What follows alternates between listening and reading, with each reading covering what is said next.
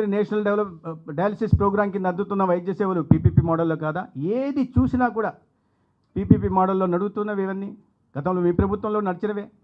వాటిని విస్మరించి దీన్ని తప్పని చెప్పడం, అప్పుడు అవన్నీ ప్రైవేటీకరణ అని మీరు ఒప్పుకుంటున్నారా? ఒకవేళ ఆరోగ్యశ్రీని కూడా మీరు ప్రైవేటీకరణను ఒప్పుకుంటారా? 104, 108 సేవలను కూడా ప్రైవేటీకరణను ఒప్పుకుంటారా?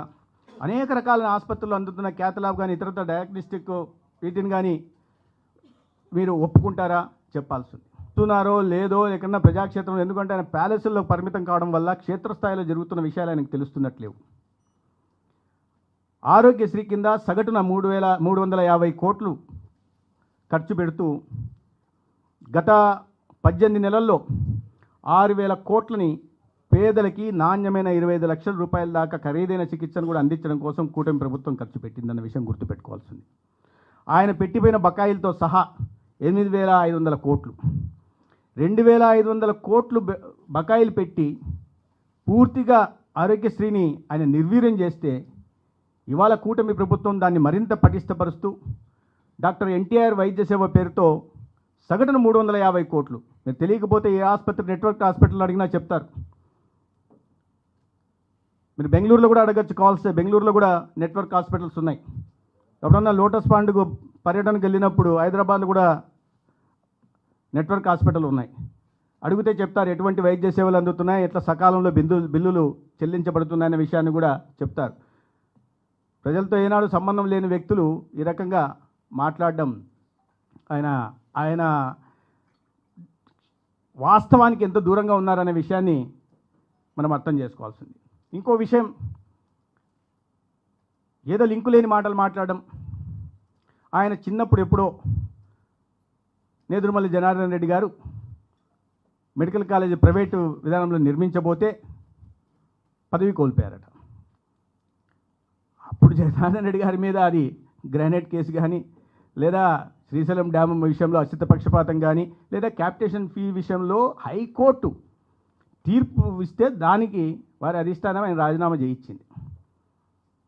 దానికి దీనికి లింకు పెట్టి మీరు స్కాముల గురించి మాట్లాడడం, Byju scam, self finance scheme, అది కూడా పెద్ద స్కామ్. అసలు ఈ కాలేజీల్లో ఇంత రాద్ధాంతం చేయడానికి ప్రధాన కారణం ఈ వారి నాయకులు ఒక్కొక్కరు అవినీతి కేసుల్లో జైల్లోకి పోతుంటే, రెండోది ఆనాటి అవినీతి ఇవాళ బయటకు వస్తూ ఉంటే, ఇవన్నీ కూడా వేళ్ళన్నీ కూడా తాడేపల్లి ప్యాలెస్ వైపు చూపిస్తుంటే వాటి నుంచి ప్రజల దృష్టి మరలించడం కోసం, ఇవాళ రాష్ట్రంలో మంచి నుంచి ప్రజల దృష్టి మరలించడం కోసం జగన్మోహన్ రెడ్డి ఆడుతున్న ఇది జగన్ నాటకం. దాంట్లో పాపం కొంతమంది కార్యకర్తల్ని, నాయకులను కూడా పాత్రదారులు చేసి వాళ్ళతో కూడా ఈ డ్రామాను ఆడించే ప్రయత్నం ఆయన చేస్తూ ఉన్నాడు. దీంట్లో ప్రధాన కారణం ఏంటంటే 400 కోట్లతో నిర్మించాల్సిన కాలేజీని 500 నుంచి 600 కోట్లు, 420 పడకల ఆసుపత్రి నిర్మించడానికి దాదాపు 600 కోట్లు ఒక్కొక్క కాలేజీ మీద అడ్మినిస్ట్రేటివ్ శాంక్షన్ ఇచ్చారు. దాంట్లో ఒక్కొక్క కాలేజీలో 150 నుంచి 200 కోట్లు అవినీతికి పాల్పడిన జగన్మోహన్ రెడ్డి ఇవాళ మొత్తం మళ్ళీ తిరిగి వెళ్ళి చెల్లించాల్సిన నేపథ్యంలో దీన్ని ఈ రకంగా మార్చుకొని అవినీతి 30 కేసుల్లో అవినీతిలో ఉన్న, సంవత్సరాల పాటు జైల్లో ఉన్న వ్యక్తులు ఇవాళ అవినీతి ఆరోపణలు చేస్తుంటే దయ్యాలు వేదాలు వల్లించినట్టుగా ఉంది. అవినీతి అట. ఇంకోటి ఏదో జిల్లా ఆసుపత్రులకి ప్రభుత్వమే జీతాలు చెల్లిస్తుంది, 120 కోట్ల అవినీతి అట. ఏం మాడుతున్నారో అర్థం కాలే. జిల్లా హాస్పిటళ్ళు అనుబంధంగా కాలేజీల నిర్మాణం అక్కడ ఆసుపత్రి అయ్యేదాకా ఆ మెడికల్ కాలేజీకి అనుబంధంగా ఉంటాయి, దాని తర్వాత కూడా కొనసాగుతాయి. దాంట్లో మేము జీతాలు ఇస్తున్నది మా వైద్య సిబ్బందికి. ప్రభుత్వ ఆసుపత్రుల్లో సిబ్బందికి జీతాలు ఇవ్వడం ప్రభుత్వ బాధ్యత. అది తప్పెలా అవుతుందో నాకు అర్థం కాలే. అంటే వైద్య సిబ్బందికి, డాక్టర్లకు, పారామెడిక్స్కి, నర్సుకి, ఎఫ్ఎన్ఓలకి, ఎంఎల్ఓకి, వీళ్ళందరికీ, స్వీపర్లకి, వీళ్ళందరికీ జీతాలు ఇవ్వడం అవినీతి అంటున్నాడు, దాంట్లో స్కామ్ అంటున్నాడు. మరి జగన్మోహన్ రెడ్డి గారికి ఆయన ఎంత కళ్ళు అవినీతిమయం కాబట్టి ఆయనకు ఆ రకంగా ఆలోచనలు వస్తున్నాయి.